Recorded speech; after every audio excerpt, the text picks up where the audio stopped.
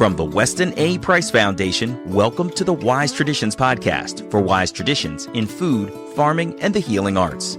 We are your source for scientific knowledge and traditional wisdom to help you achieve optimal health. And now here is our host and producer, Hilda Labrada Gore.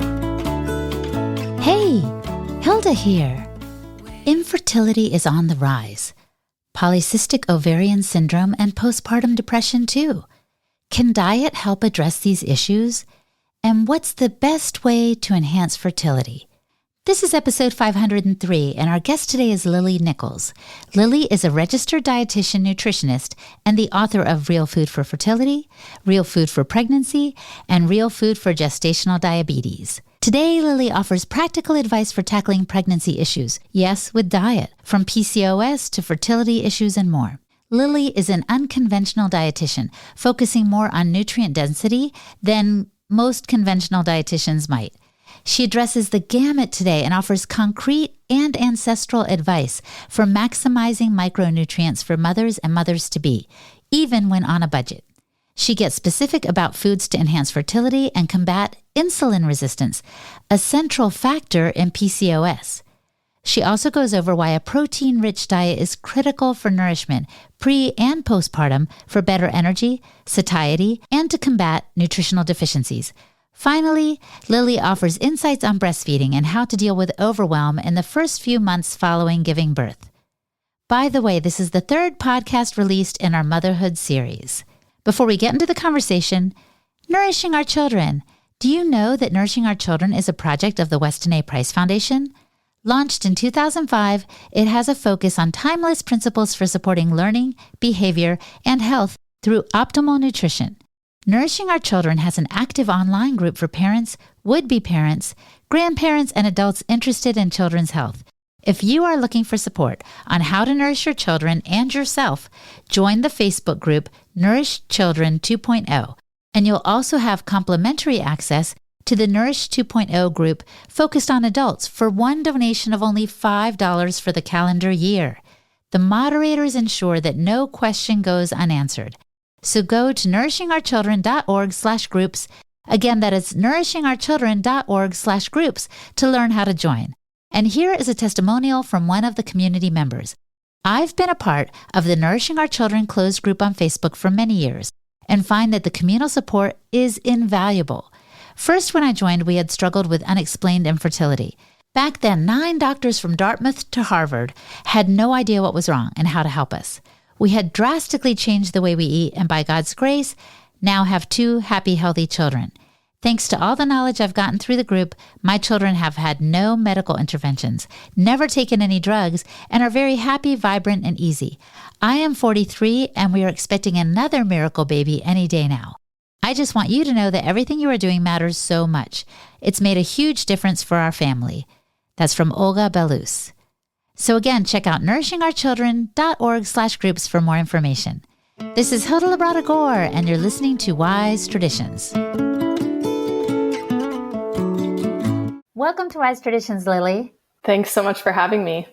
So some people might come to this podcast with a little skepticism, let's say, maybe healthy skepticism, because most dietitians have dietary recommendations that people who are all about real food would look at with a lot of skepticism. Can you tell us your story and how you come at the approach to real food and good health? Sure. And understandably so. Yeah. So a lot of people don't know that I was actually introduced to ancestral nutrition and Weston Price's work even before I went through my formal dietetics training, my undergraduate nutrition, my internship, all that. I had already read Dr. Price's book, Nutrition and Physical Degeneration. I had already read Sally Fallon's book, Nourishing Traditions, and already seen my health improve from, at the time I was vegetarian, and reincorporating more animal foods. So I already had exposure to that dietary philosophy, and it was already, you could already feel in your body that I felt better. So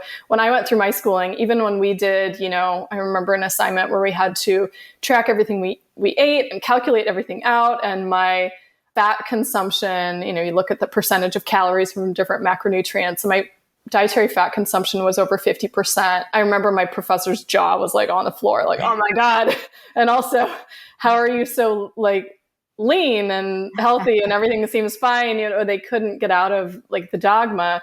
So I really used my undergrad, like I went into it with eyes wide open. I knew that it was kind of a means to an end of getting the necessary science education, but also I knew that what I was going to be learning was really government dietary guidelines.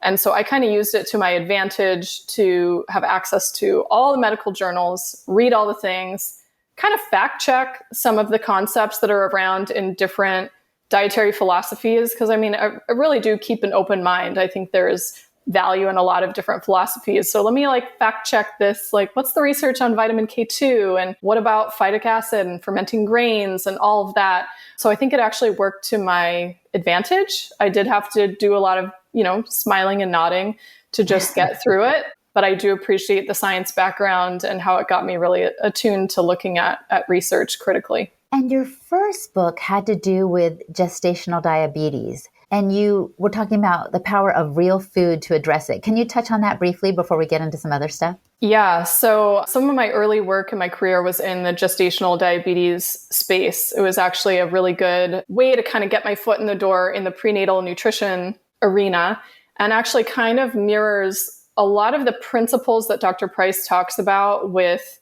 you inheriting certain things from your parents, and that's not just genetic. You're inheriting like how well they were eating and their environment and all of that. With gestational diabetes, that's right at the forefront, because when blood sugars are not very well controlled in pregnancy, that child's risk of obesity, type 2 diabetes are dramatically higher, anywhere from like a 6 to 19-fold higher risk. And you can pretty much avoid that even with the gestational diabetes diagnosis when blood sugars are kept in a healthier range. So it's just a very direct impact on the next generation. So I worked in a number of different capacities in that space. I worked at the policy level with the California Diabetes and Pregnancy Program, which some people call Sweet Success. I worked clinically with a perinatologist, and I've done a lot of work in private practice and consulting and now training other professionals as well. Wow. I remember with a couple of my pregnancies, I had 4 and I have 4 grown kids now, but I'm so thankful. But a couple of times they were like, they suspected I might have gestational diabetes or be inclined toward it, predisposed. And so they had me drink like this huge jug, probably a quart of some sappy, syrupy, sickeningly sweet drink to, I guess, measure how my body was responding to glucose and how it was working with the insulin. But I never got any guidance, Lily, on what I could do with my diet to change things as opposed to just taking this drink and doing the test. And the unfortunate part is even if you did get guidance, it probably wouldn't help the matter very much. So one way of looking at gestational diabetes is carbohydrate intolerance in pregnancy or insulin resistance in pregnancy. Your body cannot tolerate a large quantity of carbohydrates at one sitting without having high blood sugar as a result. And, everybody's carbohydrate tolerance is different. We really need to kind of fine tune for what our body handles well. But for an individual with gestational diabetes or kind of borderline, you really don't want to be eating a whole lot of carbohydrates. You want to be getting more of your calories from fat, protein, fiber-rich vegetables, things that don't spike your blood sugar. And yet when you get a diagnosis, they usually give you a high carb diet. So that's actually the whole reason that I even wrote Real Food for Gestational Diabetes, because what I was seeing in clinical care was that the conventional dietary advice didn't work. It was way too high in carbs, way too low in protein and fat, too restrictive in salt. It just, none of it made any sense, and it didn't work well in clinical practice. So that's the whole reason that I even went about writing that book. All right. So I'm about to move on to another book you've written, but I'm curious, do you know what percentage of pregnant women have issues with gestational diabetes in the US, say? It depends on which diagnostic criteria are applied. And so you'll see all different stats all over the map. Some say it's like 5 to 7% of pregnancies. If we're using the most stringent diagnostic criteria, which by the way is what all other countries in the world use except the United States, it's about 18% of pregnancies. So it is the most common pregnancy complication by far, more than preeclampsia even. Wow. Well, and speaking of pregnancy complications, that actually might not sound bad to someone who just wants to get pregnant. And I'm thinking about your other book. You wrote Real Food for Fertility, right? Talk to us a little bit about what's the issue with fertility in the US and around the world right now, and some real foods you'd recommend to enhance our fertility. Yeah, fertility has become a major concern. We see sperm quality declining globally. And of course, the WHO keeps just lowering the threshold of what's considered infertile to a ridiculously low level. Egg quality is declining. Pregnancy rates are declining. Anywhere from 1 to 6 to 1 in 7 couples now have some fertility challenges. And at least half of those cases have some male factor involvement. So it's not just female fertility that's affected. Again, there's the male component as well. So it's become a major issue. And I think we're seeing it grow even more as a result of declines in overall metabolic health and overall nutritional status of the population. If you tie it back to the gestational diabetes conversation, a lot of the point that I try to make about that condition is that there's some in most cases, there's underlying insulin resistance that was there preconception. We're catching it in pregnancy because this is a time when we're actually testing blood sugar levels and have slightly more stringent diagnostic criteria because blood sugar is supposed to trend actually a little lower in pregnancy. So if you have women with the most common fertility challenge among women is polycystic ovarian syndrome, the majority of PCOS cases have an insulin resistant component, and they are very prone to develop so-called gestational diabetes. But really, is it something that developed as a result of all the physiological changes in pregnancy, or was it a pre-existing, long-standing blood sugar metabolism issue that we're just seeing come to light in that stage? We also see delays in conception among women who have blood sugar dysregulation. So there's a very large study out of Singapore that came out, and they were tracking in couples who are actively trying to conceive conception rates relative to where their blood sugar levels were at. And even in women whose blood sugar was on the higher end of normal, but not quite in the pre-diabetic range, it took longer for them to conceive than women who had blood sugar like right in the healthy range or the lower end of the healthy range. So it does make a difference on egg quality, conception rates, fertilization rates. It affects the implantation. It affects the development of the placenta. It can affect the risk for certain birth defects. So it really is something that we need people to be having a conversation about improving overall fertility. My opinion, obviously from the title of my book, is that food is really the major place that we need to be focusing. So the second part of your question was foods to emphasize. Yes. I'm a huge proponent of people optimizing their protein intake prior to conception. So from the blood sugar metabolism side of things, you have better blood sugar management when people consume more protein. Our RDAs for protein are woefully too low, like arguably at least they need to be at least double what they are currently, for some individuals even higher. We also need to consider that our protein-rich foods, especially our protein-rich animal foods, are the richest in micronutrients. And this isn't just my opinion, even though I came to the same conclusion from looking at nutrient analyses, but there was a study that actually looked at what are the most nutrient-dense foods worldwide for they looked at 6 key micronutrient indicators.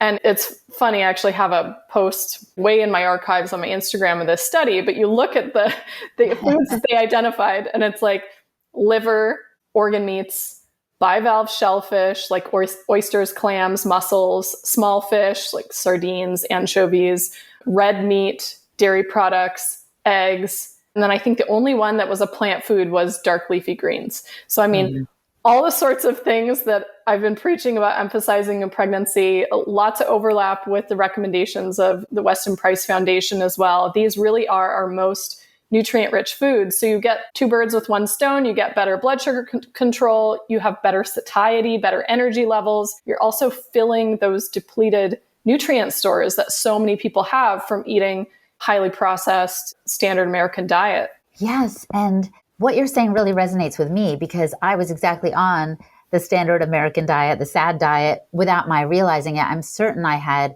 some insulin resistance or insulin sensitivity before I got pregnant. And as you're suggesting, I didn't get into gestational diabetes. I never received that diagnosis, but my body was exhibiting symptoms of that, but it was a precursor. So I love this idea also of preparing our bodies for pregnancy by stabilizing that blood sugar, by eating foods that are going to make our womb an inviting place. So, and it's so fun to see that science is catching up to traditional wisdom, that the things that you did research and fact checking on kind of support the work of Dr. Price and what the foundation has been promoting for some time. Absolutely. I draw in parallels to Price's work all throughout my books because I think it's important that we have to look at the anthropology as well. A lot of these communities had kind of figured out through, I don't know, many years of trial and error or just ancestral wisdom being passed down generation after generation. Hey, you need to consume more of these foods in advance of conception. And what's also super interesting, and I don't recall that Price talks about this, but I found some research that I write about in Real Food for Fertility, talking about how in some communities, when it wasn't a good time for the tribe or community to have more babies, they would actually withhold specific foods, the same ones that they would emphasize when they want to help a couple conceive, because it wasn't a good time for them to have babies. So you think about seasonality, we see like, oh, the deer produce at this time of year. You know, in some communities where we didn't have this grocery store available 24/7, you would want a time when you're having babies when it's the big growing season, when you have an abundance of food to fuel that mom throughout her pregnancy and postpartum, not at a time when famine and food shortages are likely. So it's very interesting that they would kind of use it as a lever in either direction.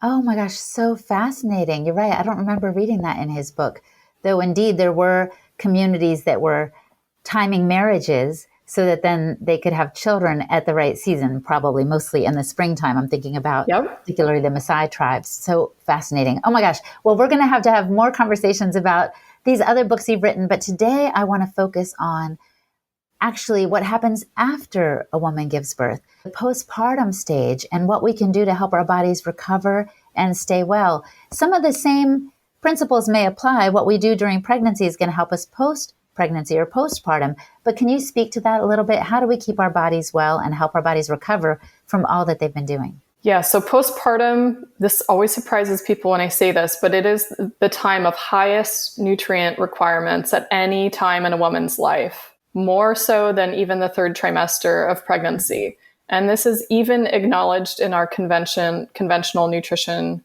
guidelines. So especially the first 6 months, that period where most women are exclusively breastfeeding, for those that are choosing to nurse, your body is really on overdrive. So in that immediate postpartum period, you have to think about you're recovering from birth, which can be an energetic expense. Or if you had a C-section, you're healing from major abdominal surgery. I mean, it is a huge healing process just to heal from birth. That first week and first 2 weeks is massive. And you have so many ancestral traditions of providing about 40 days of support for the mom so she can rest, receive nourishment. Food is all cooked for her. There's a really heavy emphasis on protein-rich foods, especially your slow-cooked, bone-in kind of stews. So in China, you have like a pig's feet soup. In Korea, it's a very rich beef bone broth with a lot of seaweed in it. In Mexico, you have a whole chicken that's cooked into a big stew. You have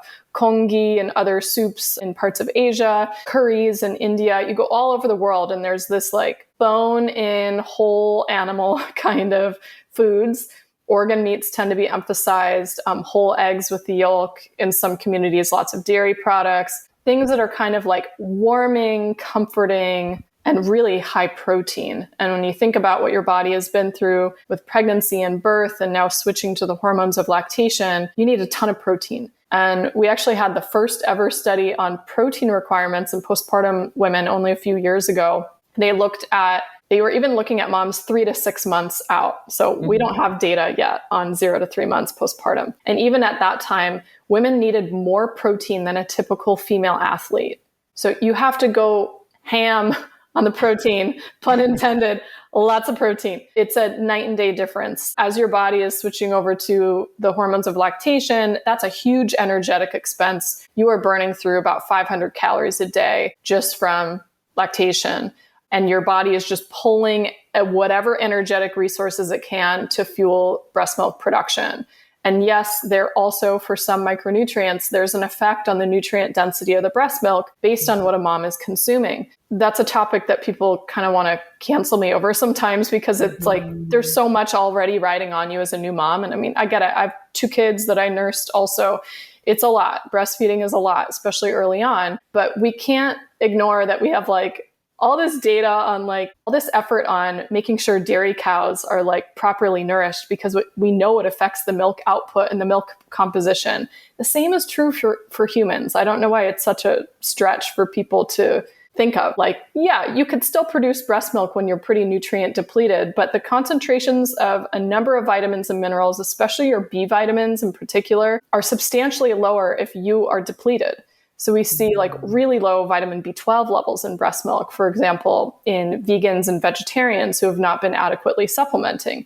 That affects the B12 intake of the babies and their B12 status. So we really do need to think about mom getting solid nourishment. And again, I'm a big proponent of an animal food forward postpartum diet. In a lot of the traditions, the plant foods that were consumed were really well-cooked starches, whatever was local to the region. Again, your energy needs are so high, you're burning through it. And then when vegetables and fruits are consumed, they're usually cooked or stewed. So they're kind of easy on the digestion. You could probably recall from your babies, everything in your abdomen has been like, all your organs have been pushed out of the way by the baby. All those are reorienting. So we want things that are really gentle on your digestive system. Something like a big salad is kind of a strain for your body to digest, but a really well-cooked stew that has cooked vegetables and cooked meat in it is really easy on the stomach, and it kind of feels good while you're digesting it. Yeah.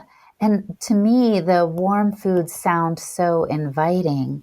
And yeah, a salad does not sound at all appealing, but I imagine there's some women who think that that's the healthier choice, right, Lily?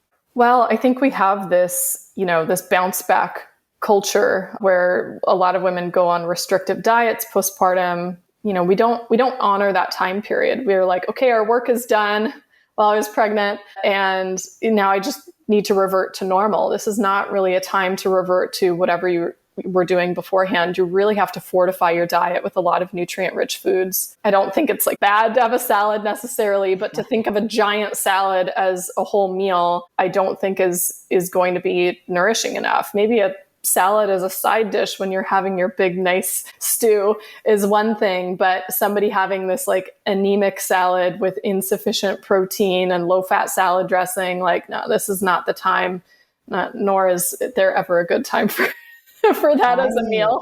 Yeah. Yeah. When you're talking about bounce back, I think especially with social media right now, people are trying to conform to a certain image, and look how quickly I got back into my bikini or whatever it is. Right. People are focused so much on their body image and what they're projecting before they get pregnant that I'm sure after there's a desire to get right back into that slim dress or jeans or what have you.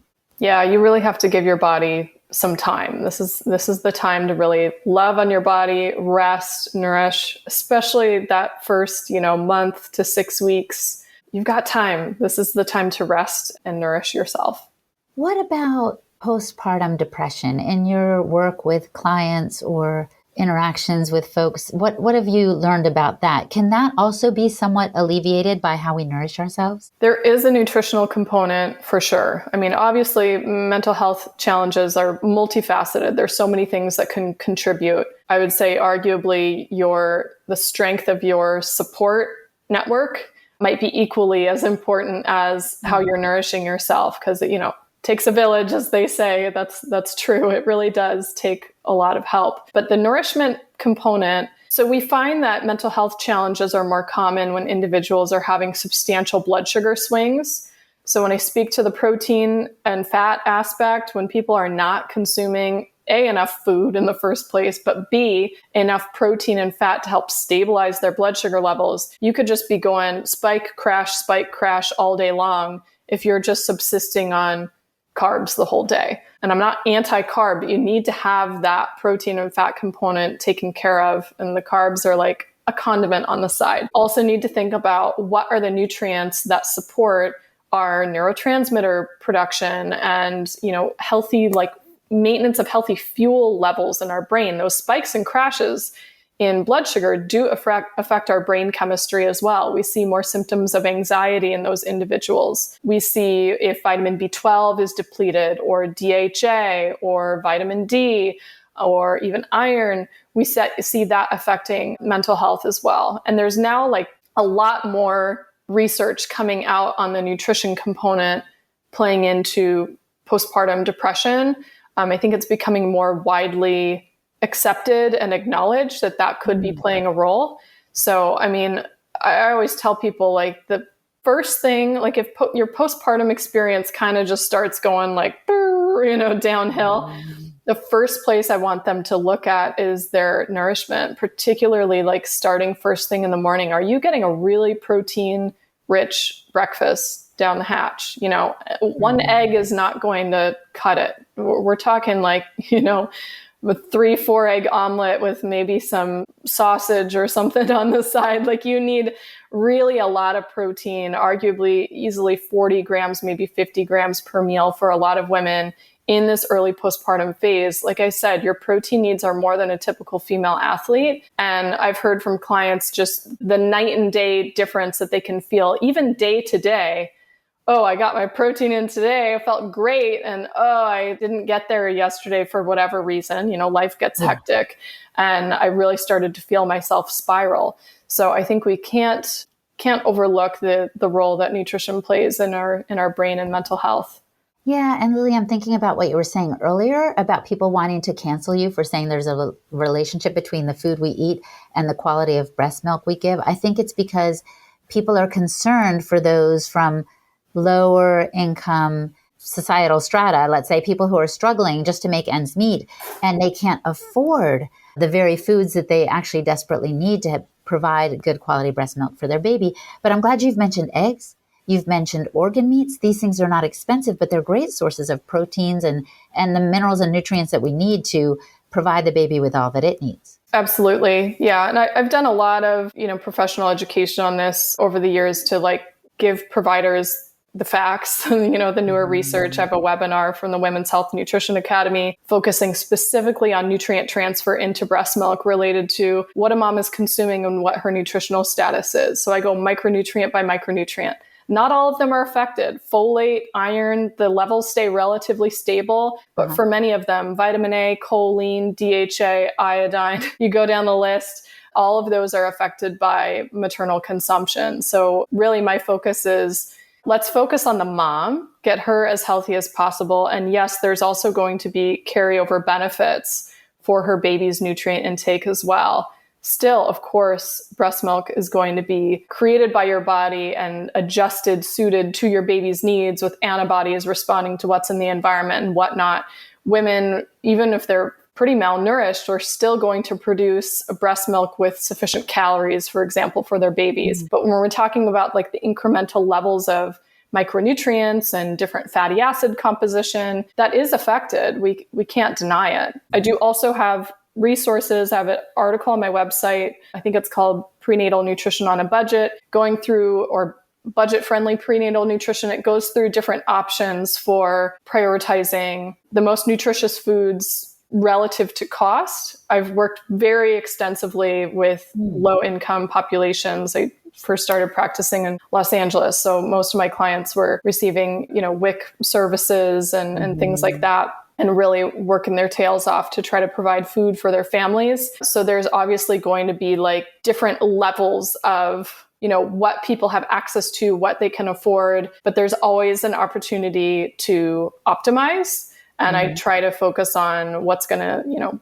meet where they're at financially, but can still be optimal, right? Because you can blow a lot of money on processed foods, which many people do, which are not highly nutritious. If we spent, the money on a pound of ground beef and a pound of dried beans that we cook at home and soak and all that, you get like way more beans than the canned version. First of all, they're more digestible. Combine it with some beef, so you're optimizing the protein utilization from the beans. Like there's ways to stretch the budget and still be providing a really, really good nutrition. Coming up, Lily addresses issues with breastfeeding and dealing with overwhelm as a new mom. You're listening to the Wise Traditions podcast from the Weston A. Price Foundation. We pause now to recognize our sponsors. Gray Toad Tallow. Gray Toad Tallow believes that truly nourishing skincare begins with the finest ingredients. That's why their top priority is to source only the best, 100% pastured tallow from organically raised animals.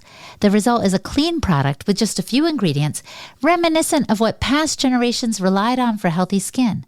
They also strive to keep their wholesome products affordable, making it more accessible for those seeking natural skincare solutions. Hey, life is busy.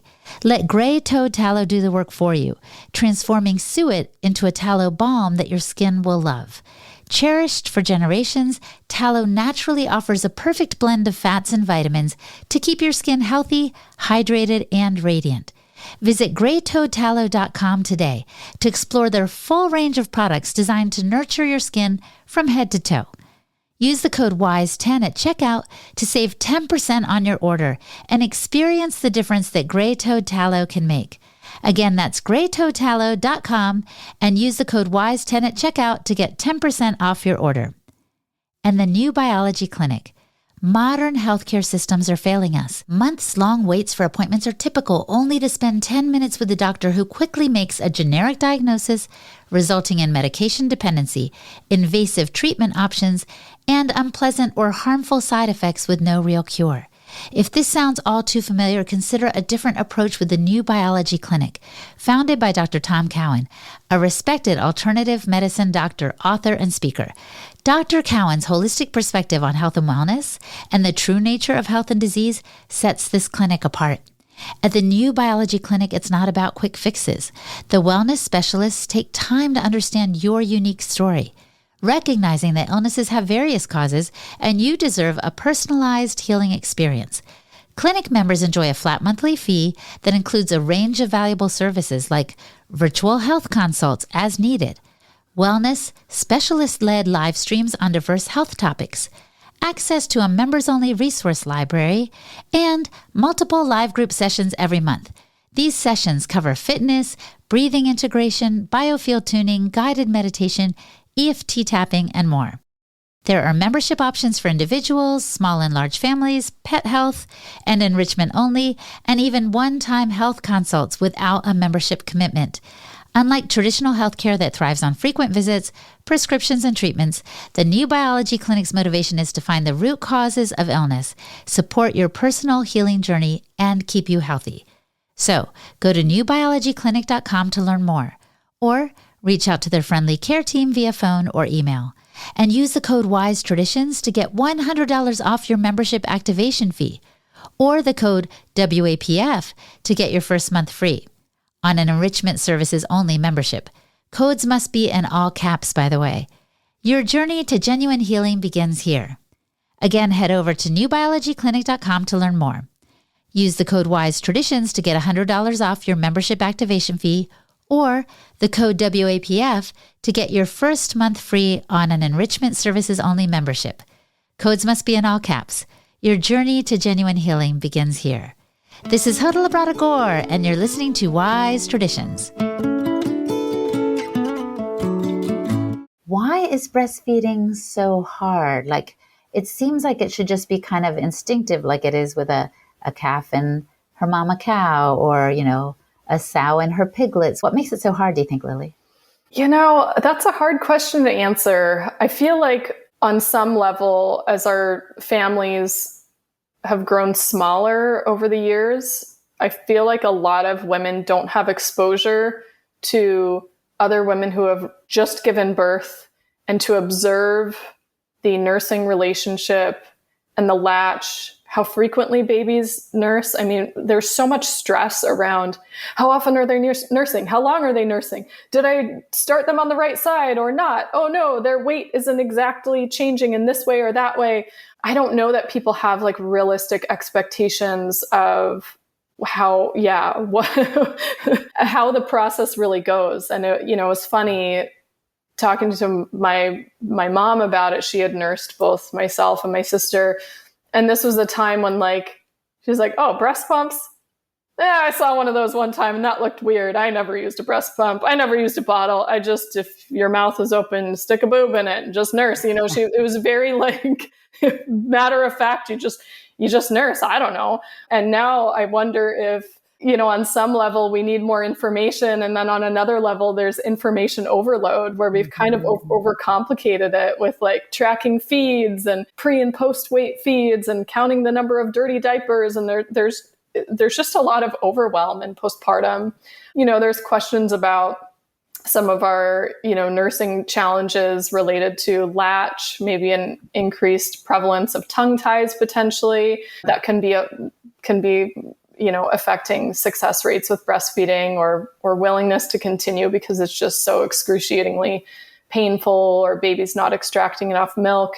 I do think very highly of all the lactation educators and IBCLCs out there, working in the field with mothers to help them, in those, especially those early months, just getting breastfeeding established. That part, for me at least, was the more challenging side of things. I think then you enter into the arena of women having to go back to work maybe earlier than they might want. And the more you're separated from the baby, your supply adjusts to match the output. So if you're separated from your baby for long periods of time, you do have to be pumping then in those times in the same, pace that baby would have been nursing from the breast directly to maintain your supply. I think that is a huge under-discussed factor as well. Yeah, I remember buying a breast pump and I just was like, this seems like a hassle. I don't like it. It's not really the baby. And I know everyone makes their own choices in this, but I was like, I'm just going to do it the regular way.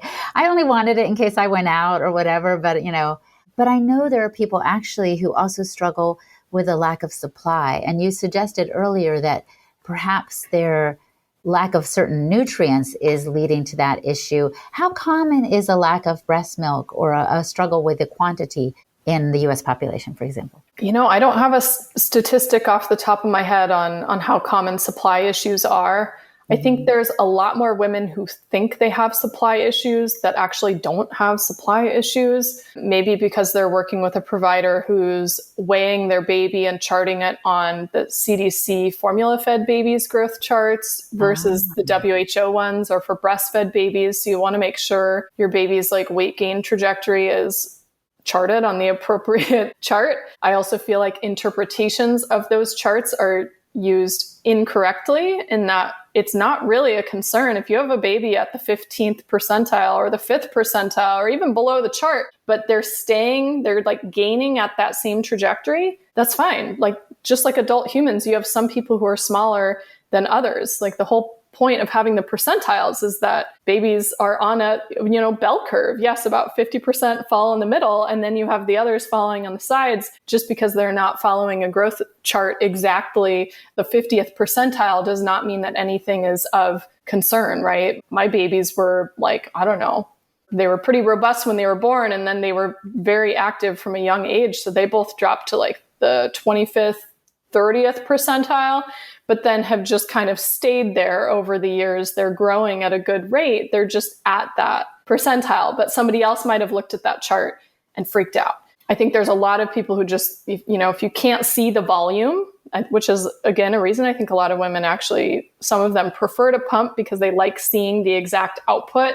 If you can't see it, it's hard to know how much baby is getting. Motherhood takes a lot of trust that everything is okay. So I think, supply issues a lot of times are more in the head, suspected, but not confirmed. Mm-hmm. There are, of course, women who have legitimate supply issues. That can be a challenge with the latch where baby is not transferring the milk effectively. There can be differences in the glandular tissue of the breast that can affect milk production. Somebody who's really low nourishment, that can affect the quantity of milk production. Even simple things like your intake of fluids and electrolytes can make a dramatic difference. So if you're not consuming enough salt, you have to remember you're excreting electrolytes into your milk as well. It's not just the fluid losses. So season your foods well, eat potassium-rich foods, your produce, your beans and legumes, your protein-rich foods are also high in potassium, your coconut water, potatoes. That'll be a really great way to get enough of that one. So I think that plays a role. Yeah, there's a lot of different factors that can play into it. So again, if we focus from the get-go on nourishing mom, we reduce the chances that there's going to be an issue with supply later on. I really do also highly recommend anybody who has suspected supply issues, you actually work with a well-trained lactation consultant like an IBCLC to see. They can do pre and post weight feed on your baby so they can get an estimate on how much milk was transferred by the feed. They can assess for latch issues. They can help with the frequency of nursing. Maybe you have to actually use some pumping at specific times to try to increase supply. They have all sorts of tricks up their sleeves to help. So I always recommend people seek out that help as well, not just think that food is going to fix everything. Sometimes we do need other levels of support. Yeah, absolutely. But I think where you started that answer had to do with kind of being cut off a little bit from our traditions, from the intergenerational families where you could see how the grandmother, the grandmother's not going to be nursing, but you get handed down literally by being close with these people, techniques and an understanding that we've lost touch with. And I think you also alluded to our need to tap into our intuition some as well. I'm bringing this up because in an age of a lot of information coming at us, even from the changing table that we have in the home that has a little scale on it, the parents are collecting all this data, intuition can get lost and set aside when actually there might be something more important to inform our decisions having to do with nutrition and the baby. Absolutely. I think we've outsourced a lot of our decision making and our assessment to other individuals. And, you talk to any really tuned in pediatrician, they always trust the mom, right? The mom knows she's usually right. And I really do think a lot of moms know if there's legitimately an issue or not with their baby, and when to seek that outside support if you're willing to tune into it. Again, with the ancestral knowledge and stuff, even with my mom, she was just even when things were kind of rocky early on, it was very reassuring, oh yeah, you girls nursed a ton when you were little babies. So you were basically latched pretty much full time, because you're thinking, why is this baby latched for so long? They said they only need to eat this many times per day, and it seems like my baby's eating more times per day, or my baby wants to nurse all night. We have unrealistic, totally divorced from ancestral practices expectations on babies' sleep and how babies, we expect babies to sleep separate from their parents. And yet both of mine were getting a significant amount of their nutritional needs met overnight, for better or for worse. But that's something that I think was ancestrally the norm. And nowadays we have a whole industry around trying to, fix what really is essentially a biologically normal infant sleep. And this, what's now been termed breast sleeping relationship, that creates its own issues as well, right? Just the further we move from all of our ancestral practices, the more things start to fall apart. I don't know how many examples we need of this. And I should have asked you this earlier, Lily, but it's crossing my mind now. Had you written all your books about gestational diabetes and real food for pregnancy and real food for fertility before you had your kids, or after or during? So I wrote Real Food for Gestational Diabetes before having my kids, because I had worked in the gestational diabetes field full time for years at that point. And I wrote that book because I was just really tired of hearing people give the same old outdated, incorrect advice that was making gestational diabetes worse, more difficult to control, and really putting women on on the path for requiring medication and insulin unnecessarily if they had better nutrition advice. I had my son shortly after that book came out, and I started writing Real Food for Pregnancy when he was about 10 months old. There's a reason that book has a very detailed chapter on the 4th trimester and postpartum and breastfeeding, because I was still in the thick of it as I was writing it. And then Real Food for Fertility came after I had had both my children. Oh, okay. Fascinating. Yeah, I was wondering, and I'll have to ask you in part 2, whenever we get to that, about how much what you learned about in theory applied in practice. Maybe you can just tell us real quick about that. Yeah, I mean, I don't think there's a replacement for experiencing something firsthand. And if you don't experience it firsthand, having experience with real life humans, with clients in clinical practice, where you actually spend time listening to their stories, that informs a lot too.